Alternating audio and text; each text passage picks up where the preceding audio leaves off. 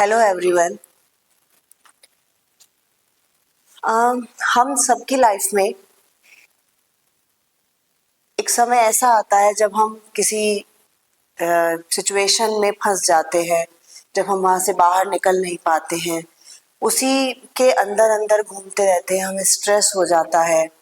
या फिर हम ये कह सकते हैं कि एक सिचुएशन ऐसी आती है जिसमें हम बहुत ज़्यादा अपसेट फील करते हैं, हम उससे बाहर निकलना चाहते हैं लेकिन किसी कारण से हम नहीं निकल पाते हैं। और उस समय जो हमें हेल्प करता है वो प्रोसेस कहलाता है counselling process. That is counselling. Counselling का मतलब एडवाइस देना नहीं होता। तो एक्चुअली रियलिटी में काउंसलिंग है क्या, वही आज हम थोड़ा सा जानेंगे। Counselling process and what is counselling, क्या है काउंसलिंग। तो आइए स्टार्ट करते हैं कि काउंसलिंग है क्या। काउंसलिंग का अर्थ केवल सलाह देना नहीं है। एक्चुअली काउंसलिंग सलाह नहीं देता। काउंसलिंग का मतलब है कि किसी की भी प्रॉब्लम को सुनकर समझकर उसे उस लेवल तक ले आना कि वो अपने ही आप उसका सॉल्यूशन ढूंढ पाए। काउंसलिंग की रिक्वायरमेंट केवल इतनी होती है कि क्लाइंट से बात की जाए, उससे उस लेवल तक बात की जाए जिस लेवल पर आकर वो ये कहना शुरू कर दे कि हाँ ये हो सकता है मेरी प्रॉब्लम का सॉल्यूशन। यानी कि सीधे सीधे हम ये कहते हैं कि काउंसलिंग का मतलब ये बिल्कुल नहीं है कि आप किसी को सलाह दें।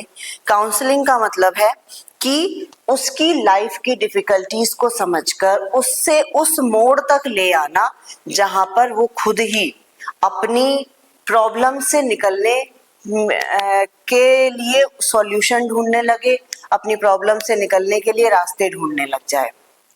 That is counselling actually. So nature और कैरेक्टरिस्टिक्स क्या हो सकते हैं काउंसलिंग के। काउंसलिंग एक बहुत ही प्रोफेशनल एक्टिविटी है और पर्सनल, सोशल, एजुकेशनल, वोकेशनल हर तरह की प्रॉब्लम्स का सॉल्यूशन काउंसलिंग के अंदर है। जब हम काउंसलिंग की बात करते हैं तो किसी भी पर्सन, किसी भी सामान्य व्यक्तियों के लिए होती है। और काउंसलिंग कभी भी ऐसी कैटेगरी में नहीं आती कि मेंटल इलनेस जैसी चीजों के लिए ये यूज हो। एक बहुत ही नॉर्मल प्रोसेस है और बहुत ही जनरल पर्सन्स के लिए, सामान्य व्यक्तियों के लिए होती है। थ्योरी बेस्ड होती है काउंसलिंग, स्ट्रक्चर्ड होती है काउंसलिंग हमेशा, और सेटिंग्स के अंदर की जाती है, अपने एथिक्स के अंदर की जाती है काउंसलिंग।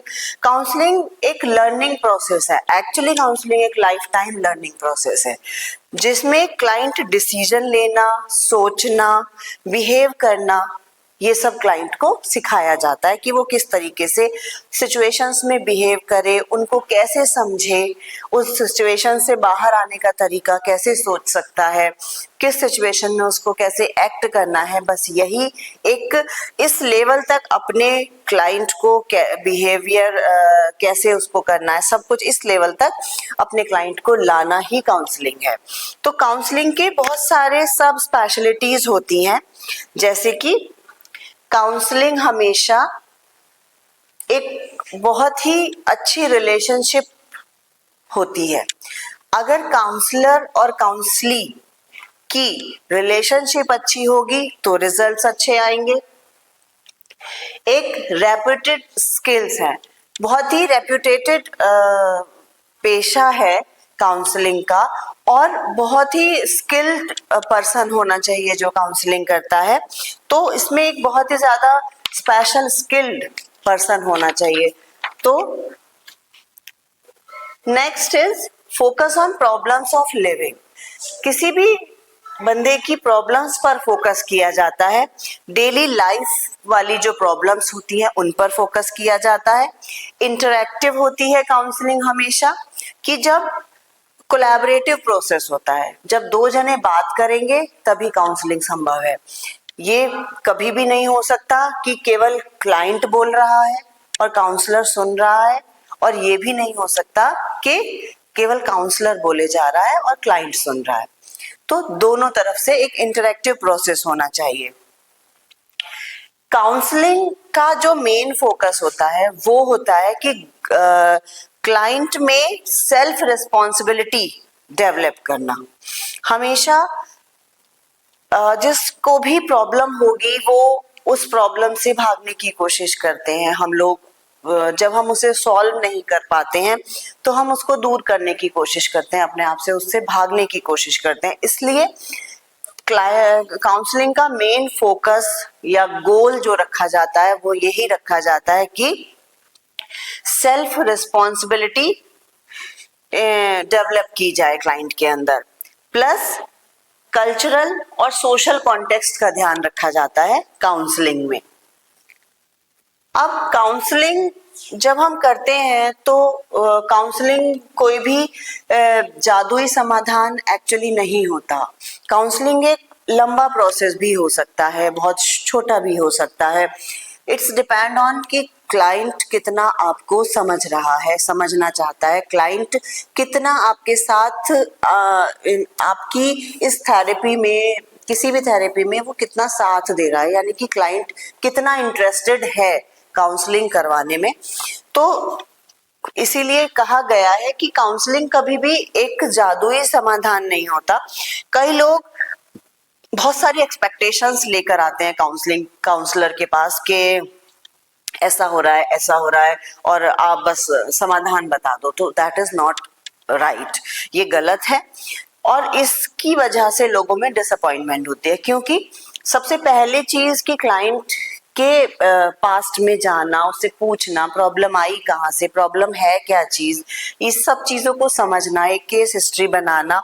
तो ये सब चीजें जब हम लिखते हैं तो एक इसमें टाइम लगता है।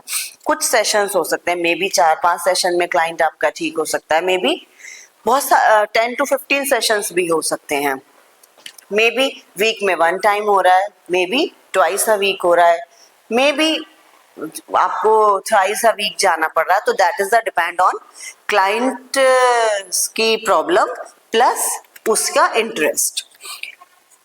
तो अगर ऐसा कुछ कोई सोचता है कि बहुत जल्दी चाहिए, समाधान चाहिए, तो ये एक अनरियल एक्सपेक्टेशन है जिससे कि बहुत ज्यादा डिसअपॉइंटमेंट हो सकती है क्लाइंट को या क्लाइंट के जो भी जिसके भी थ्रू वो आया है उन लोगों को। तो काउंसलिंग के जो मेन गोल्स हो सकते हैं वो क्या हो सकते हैं कि पॉजिटिव मेंटल हेल्थ प्राप्त करना। मतलब जब भी काउंसलर का क्लाइंट की काउंसलिंग करने के लिए कोई हमारे पास आता है तो सबसे पहले उसको एक गोल सेट करना होता है।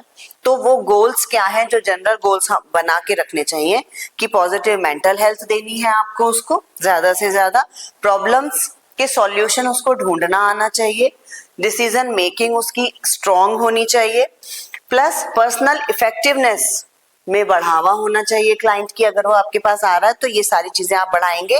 बिहेवियर चेंज में उसको हेल्प होनी चाहिए, उसे कब क्या करना है उसको ये पता होना चाहिए, कोपिंग स्किल्स डेवलप होनी चाहिए क्लाइंट की, अनडिजायर्ड आउटकम्स की प्रिवेंशन, यानी कि अनडिजायर्ड आउटकम्स की प्रिवेंशन उसको आनी चाहिए, कॉग्निटिव स्किल्स का डेवलपमेंट उसका होना चाहिए, एंड हेल्दी हैबिट्स और लाइफ स्टाइल को प्रमोट करना कि लाइफस्टाइल में अगर मे बी उसकी प्रॉब्लम लाइफस्टाइल चेंज करने से ठीक हो जाए, मे बी उसको हेल्दी हैबिट्स अगर हम डालते हैं तो उससे वो ठीक हो जाए। तो ये सारी चीजें भी उसके साथ साथ हमें उसके साथ बात करके ये सारी हैबिट्स उसके अंदर डेवलप करनी होंगी। तो मेन फोकस इन्हीं चीजों पर आता है। इन चीजों से बहुत सारी चीजें ठीक हो जाती हैं, लाइफस्टाइल चेंज होता है, बहुत सारी चीजें चेंज होती हैं। तो अगर इन सब चीजों के बाद में कुछ प्रॉब्लम हमें दिखाई देती है कि इन चीजों से बात नहीं बन रही है तो दैट इज द, तो फिर वहां प्रॉब्लम है। अब नेक्स्ट हम आ जाते हैं कि आखिर क्लाइंट की तो बात कर ली, लेकिन जो काउंसलिंग कर रहा है उसको कैसा होना चाहिए। जो काउंसलिंग कर रहा है वो एक काउंसलर है, परामर्शदाता है, और काउंसलर को हमेशा सबसे पहले तो पॉजिटिव होना चाहिए, उसको खुद बहुत पॉजिटिव, उसकी जो मेंटल हेल्थ है पॉजिटिव होनी चाहिए, प्लस वो ट्रेन्ड होना चाहिए, उसको आना चाहिए कि क्लाइंट के साथ किस समय उसको कैसा बिहेव करना है, किस तरीके से बातें करनी है, और एक मेंटल हेल्थ प्रोफेशनल स्किल्स उसमें होनी चाहिए। ताकि इससे क्या फायदा होगा कि वो किसी भी व्यक्ति की प्रॉब्लम्स को समझ पाएगा और उनको कोप करने में मदद कर पाएगा। अगर काउंसलर स्मार्ट है, मतलब स्मार्ट वर्क कर रहा है काउंसलर अपना, और प्रोफेशनल है प्रॉपर, और उसको एथिक्स वगैरह सब कुछ के साथ वो काम कर रहा है, तो डेफिनेटली वो अपने क्लाइंट को उस लेवल तक लेकर आएगा जहां पर उसका क्लाइंट अपनी प्रॉब्लम्स खुद से सॉल्व करने लग जाएगा। काउंसलर की जो एक और खूबी है वो होती है कि काउंसलर को नॉन जजमेंटल होना चाहिए हमेशा। किसी भी चीज, किसी भी सिचुएशन, किसी भी पार्ट को लेकर उसे जजमेंट नहीं देना है, उसको हमेशा एक नॉर्मल व्यक्ति बन के बात सुननी चाहिए।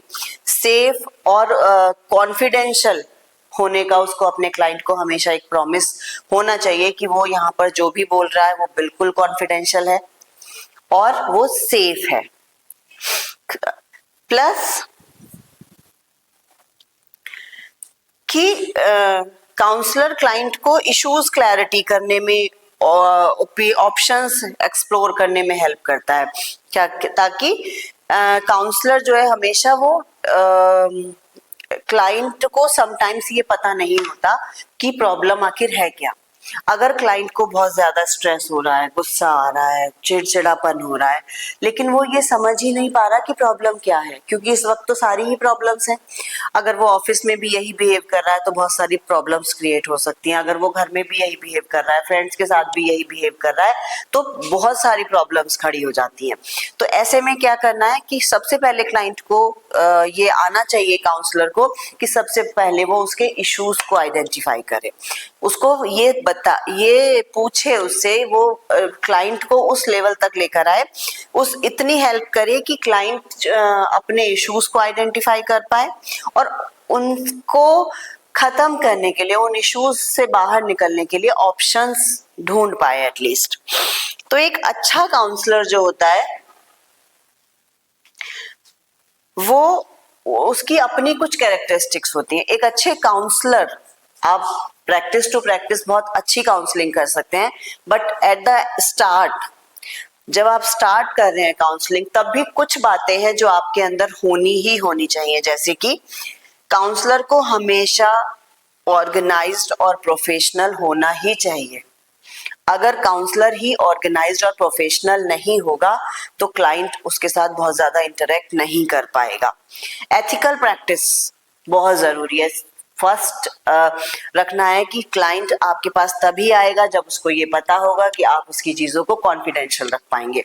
नहीं तो दुनिया में बहुत लोग हैं जो आप किसी को बताएंगे और वो आपकी बातें सब जगह बोल देगा। तो काउंसलर के पास मेनली लोग बाग इसीलिए आते हैं कि उनको पता है कि वो जितना भी यहाँ बोल रहे हैं, जो भी कुछ बोल रहे हैं, वो सब कुछ कॉन्फिडेंशियल है। तो एथिक्स जो काउंसलिंग के हैं वो उनको फॉलो करे। अब नॉलेज उसकी अपडेट होनी चाहिए कि जो अभी चल रहा है, क्या चल रहा है, माना करियर से रिलेटेड है या और भी जो सीजनल कुछ भी ऐसा कुछ चल रहा है, उसके अकॉर्डिंग उसकी नॉलेज अपडेट होनी चाहिए। काउंसलर को हमेशा कॉन्फिडेंट और रिस्पॉन्सिबल होना बहुत जरूरी है। सॉरी, अगर काउंसलर ही रिस्पॉन्सिबल नहीं होगा या कॉन्फिडेंट नहीं होगा, और क्लाइंट की बातें में भी समटाइम्स क्या होता है कि क्लाइंट्स बहुत परेशान होते हैं, वो अपनी प्रॉब्लम बताते बताते रोने लग जाते हैं या फिर समटाइम्स वो अपनी प्रॉब्लम बता ही नहीं पाते हैं। ऐसे में अगर काउंसलर का भी कॉन्फिडेंस कम होगा या रिस्पॉन्सिबल नहीं होगा, थोड़ी सी भी उसकी लापरवाही क्लाइंट को प्रॉब्लम में ला सकती है। तो काउंसलर का कॉन्फिडेंट होना और रिस्पॉन्सिबल होना बहुत जरूरी है। Then respectful and non judgmental, वो किसी की भी बात सुने, उसको कभी भी जजमेंट नहीं देना है। मे बी क्लाइंट है, वो अपनी मेल फीमेल की कुछ प्रॉब्लम लेके आए या फिर अपने घर में की कुछ प्रॉब्लम लेके आए, तो ऐसे में आपको उसको अपनी सिचुएशंस के साथ मैच नहीं करना है। आपको बिल्कुल नॉन जजमेंटल होना है उसके साथ। आपको केवल वही सोचना है उस वक्त जैसा वो सोच रहा है। आपको उसी के ही पार्ट में, उसी के साथ, उसी की फीलिंग्स के साथ वहां पर रहना है। गुड कम्युनिकेशन स्किल्स रखना ये तो बहुत ही जरूरी है। ये तो एटलीस्ट हर प्रोफेशन के लिए जरूरी है कि आपकी कम्युनिकेशन स्किल्स बहुत अच्छी हो। लेकिन काउंसलर का काम ही कम्युनिकेशन के थ्रू चलता है, तो उसके लिए तो ये मस्ट है कि आपका बातचीत करने का तरीका, आपका क्लाइंट को ये विश्वास दिलाना कि हाँ आप उसकी बात को सुन रहे हैं, समझ रहे हैं, ये सारी चीजें तभी अच्छी हो सकती हैं जब आपकी कम्युनिकेशन स्किल्स अच्छी होंगी। एम्पैथेटिक एंड फ्लेक्सिबल होना, कभी भी आप क्लाइंट आपसे कुछ कह रहा है तो आपको समटाइम्स सिम्टोमेटिक एक्सप्रेशंस भी देने पड़ते हैं कि हाँ अच्छा आप ये बोल रहे हैं तो दैट्स गुड। तो आपकी आईज ब्लिंक करना और आपकी ये गर्दन को हिलाना, ये सारा जो आपका पोस्चर है, ये सारा आपकी काउंसलिंग स्किल्स पे डिपेंड करता है कि आप कितने अच्छे काउंसलर्स हैं। देन रैपर्ड बिल्डिंग स्किल्स में स्ट्रांग होना, ये भी एक बहुत जरूरी चीज है काउंसलर के लिए कि उसको रिलेशनशिप बनानी है, मतलब एक अच्छी रिलेशन बनाना है अपने क्लाइंट के साथ। कोई भी किसी से अपने मन की बातें तभी करता है या अपनी प्रॉब्लम शेयर तभी करता है जब आपके साथ उसकी अच्छी बॉन्डिंग हो। तो काउंसलर को ये आना चाहिए कि आप फर्स्ट या सेकंड मीटिंग में एक कुछ ऐसी बातें उसके साथ करें, ऐसा जेस्चर रखें अपना, ताकि वो आपके साथ एक बहुत अच्छा रिलेशनशिप फील करे और आपकी रैपर्ड बिल्डिंग एक बहुत अच्छी हो। तो क्लाइंट काउंसलर को रैपर्ड बिल्डिंग स्किल्स बहुत अच्छी स्ट्रॉन्ग होनी चाहिए उसकी। देन एजुकेशनल क्वालिफिकेशंस, तो ये सारी जितनी भी क्वालिटीज थी काउंसलर की, उसके लिए बहुत जरूरी हो जाता है कि सबसे पहले तो मास्टर डिग्री आपके पास हो, फिर ट्रेनिंग प्रोग्राम्स जो साइकोलॉजी के चलते हैं या अलग से काउंसलिंग के लिए चलते हैं, एजुकेशन ह्यूमन सर्विसेज डिपार्टमेंट्स में होते हैं, इन सब में उसको बहुत जरूरी है कि उसको ट्रेनिंग प्रोग्राम्स में पार्टिसिपेट करना। कोर्स में जब आप पढ़ रहे हैं किसी चीज को तो थ्योरी के साथ सुपरवाइज्ड क्लिनिकल ट्रेनिंग भी शामिल होनी चाहिए। आपने थ्योरी पढ़ी but counselling is not a theoretical subject, counselling is based on practical knowledge. तो प्रैक्टिकली बहुत जरूरी है कि आप जाएं, लोगों से बात करें, लोगों से किसी भी क्लिनिकल में या किसी भी ऐसी जगह जहां पर भी काउंसलिंग की नीड है, एक इंटर्नशिप बहुत जरूरी है। एक बहुत स्ट्रॉन्ग वाली कम्युनिकेशन स्किल्स और इन सब के लिए आपका लोगों से मिलना जुलना बहुत जरूरी है। फिर काउंसलर को लाइसेंस मेंटेन करना जरूरी है, क्योंकि वर्कशॉप अगर आप कर रहे हो या आप अपना क्लिनिक खोल रहे हो तो आपको लाइसेंस बहुत जरूरी है, आपके पास होना चाहिए। और आरसीआई इंडिया में रिहैबिलिटेशन काउंसिल ऑफ इंडिया यानी कि आरसीआई काउंसलर्स की लाइसेंसिंग और रेगुलेशन करता है। तो वो कहीं भी आपको अपना सेल्फ क्लिनिक खोलने के लिए या फिर कहीं भी गवर्नमेंट में काउंसलर्स बनने के लिए आपको ये बहुत जरूरी है कि आपके पास आरसीआई का सर्टिफिकेट हो। नेक्स्ट आते हैं कि वर्बल और नॉन वर्बल कम्युनिकेशन स्किल्स क्या होती हैं। अभी हमने बात की कि हम काउंसलर के साथ जब बात करते हैं, क्लाइंट के साथ जब बात करते हैं, तो हम वर्बल और नॉन वर्बल दोनों तरीके से बात करते हैं। वर्बली क्या हो गया कि स्पोकन, हम जो उससे बात कर रहे हैं, हम कुछ पूछ रहे हैं, वो कुछ बता रहे हैं, और रिटन वर्ड्स में कि उसने हमें कुछ लिख के दिया, ये या हम कुछ नोट कर रहे हैं, तो ये वर्बल कम्युनिकेशंस हो गई हमारी। क्लियर और बिल्कुल क्लियर होनी चाहिए हमारी ये, और auditory and visual language professionally, तो ये सारी चीजें होनी चाहिए। इंफॉर्मेशन जल्दी कन्वे हो जाती है, इससे क्या हुआ कि हमने बात की और हमारी इंफॉर्मेशन आपस में हमने ले ली। बट वहीं नॉन वर्बल कम्युनिकेशन स्किल्स भी बहुत जरूरी है, क्योंकि कभी ऐसा होता है कि जब हमारे अनकॉन्शियस माइंड की जो बहुत सारी बातें हमने अंदर दबाई हुई होती है ना, वो जब निकलना शुरू करती हैं, तो अगर हम किसी को बीच में टोक देते हैं या रोकते हैं तो वो, या कुछ पूछते हैं, तो ऐसे में क्या होता है ना, वो फ्लो टूट जाता है। तो वहां पर बहुत जरूरी हो जाता है हमारी नॉन वर्बल कम्युनिकेशंस। तो नॉन वर्बल कम्युनिकेशंस हमारी यूज होती हैं बेसिकली जब हम फ्री फ्लो वाली अपनी थेरेपी यूज करते हैं, या फिर हम किसी से बात कर रहे हैं और वो हमें अपने एक्सपीरियंसेस बता रहा है, तो वहां पे नॉन वर्बल कम्युनिकेशन स्किल्स हमारी आ जाती है, जैसे कि हमने उसके साथ हमारी आंखें ब्लिंक की और हम सुन रहे हैं, हम बिल्कुल अपना पोस्चर जेस्चर बिल्कुल ऐसे कर रहे हैं कि हम इस वक्त उसको फील कर रहे हैं, उसकी सिचुएशंस में ही हैं और हम बिल्कुल वही फील कर रहे हैं जैसा वो कर रहा है, और ये चीज हमें उसे जतानी है। तो आप अपनी गर्दन हिला सकते हैं, आप अपनी आंखें ब्लिंक कर सकते हैं, आप छोटे छोटे वर्ड्स बोल सकते हैं कि ओ ऐसा हुआ, अच्छा, ये वाली स्किल, ताकि वो और एनकरेज हो बोलने के लिए। तो दोनों ही तरह की स्किल्स का होना बहुत जरूरी है। अब आते हैं कि काउंसलिंग की सेटिंग्स कैसी होनी चाहिए। कभी भी हम किसी से बात करने की कोशिश करते हैं ना, तो हमें ये लगता है कि कहीं अलग चलते हैं, कहीं अकेले में चलते हैं, खाली जगह में चलते हैं, शांति से वहां पर बात करेंगे। तो सेम ऐसा ही है कि काउंसलिंग की जो सेटिंग्स होती है, काउंसलिंग की सेटिंग्स बहुत ज्यादा शांत कमरे में और क्लीन कंफर्टेबल होनी चाहिए, जहां पर बैठ के अच्छा लगे। ऐसी पॉजिटिव वाइब्स आनी चाहिए। हम वहां पे पॉट्स लगा सकते हैं, प्लांट्स लगा सकते हैं छोटे छोटे, और इंडोर प्लांट्स यूज कर सकते हैं हम वहाँ पे, और हम वहाँ पे ऐसी पिक्चर्स लगा सकते हैं, ऐसी कोट्स लगा सकते हैं जिससे हमें ये लगे कि किसी को भी वहाँ बैठने के बाद ये लगे कि ये बहुत काम सा रूम है, यहाँ पे बड़ा अच्छा लग रहा है बैठ के, पॉजिटिव वाइब उसको वहां पर आने के बाद आनी चाहिए।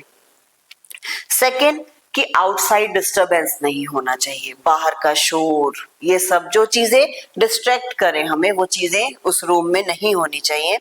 वेंटिलेशन अच्छा होना चाहिए, लाइटिंग अच्छी होनी चाहिए, बैठने के लिए कंफर्टेबल सीट होनी चाहिए, सोफा चेयर, और हमेशा काउंसलर और काउंसली को आमने सामने बैठना होता है।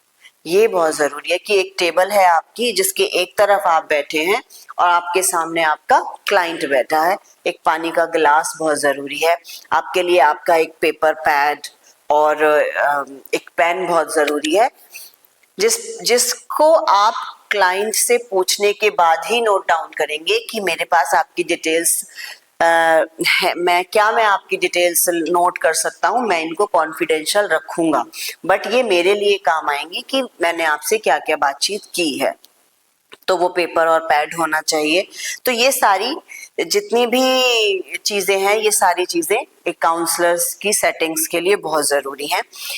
और एक प्रॉपर दूरी होनी चाहिए आप दोनों के बीच में, एक इतनी दूरी जितनी कि आपके रिलेशनशिप को भी इफेक्ट ना करे, ना बहुत ज्यादा और ना बहुत खराब।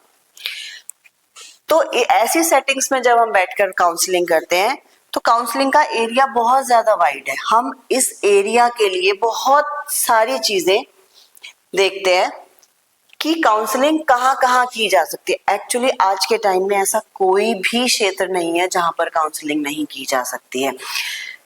इंडिविजुअल काउंसलिंग हो गई, फैमिली मैटर्स बहुत सारे होते हैं, पर्सनल तो होते ही होते हैं, सबकी अपनी प्रॉब्लम्स हैं, फैमिली में बहुत सारे मैटर्स होते हैं, तो फैमिली काउंसलिंग हो गई, करियर काउंसलिंग हो गई, educational counselling, grief counselling, trauma counselling, behavioural counselling, group counselling, stress management counselling, anger management counselling, ये सारी की सारी काउंसलिंग्स बहुत सारी प्रॉब्लम्स को अपने साथ लाती हैं। ये सारी की सारी चीजें बहुत सारी प्रॉब्लम्स को अपने साथ लाती हैं, और काउंसलिंग एक ऐसी चीज है जो इन सब पर अगर बात की जाए तो सारी चीजें सॉर्ट आउट हो जाती हैं। काउंसलिंग एक स्टेप बाय स्टेप चलने का प्रोसेस है। काउंसलिंग को कभी भी हम बहुत ज्यादा कभी भी कहीं से भी उठाकर नहीं चल सकते एक्चुअली। तो काउंसलिंग का काउंसलिंग स्टेप बाय स्टेप चलता है, और काउंसलिंग एक क्लाइंट के लिए काउंसलर एक गोल सेट करता है और काउंसलर उसे अचीव कराने में उसको गाइड करता है क्लाइंट को। तो प्रोसेस का जो स्टेजेस होते हैं वो हो गई बिगनिंग, यानी कि जब हम उससे क्लाइंट हमारे पास आया, हमने उससे बात की और उसकी प्रॉब्लम आइडेंटिफाई कर ली। नेक्स्ट इज मिडिल, दैट्स कि हमने उसकी प्रॉब्लम आइडेंटिफाई तब करी, उसके बाद हमें उस पे क्या करना है इस चीज पे फोकस करना कि क्या हमें उसके साथ कौन सी थेरेपी देनी है, कौन सी प्रॉब्लम उसके लिए, ऐसा कौन सा उसका फील्ड है पास्ट में कि जो इसको इस समय ये वाली प्रॉब्लम में लेके आया है।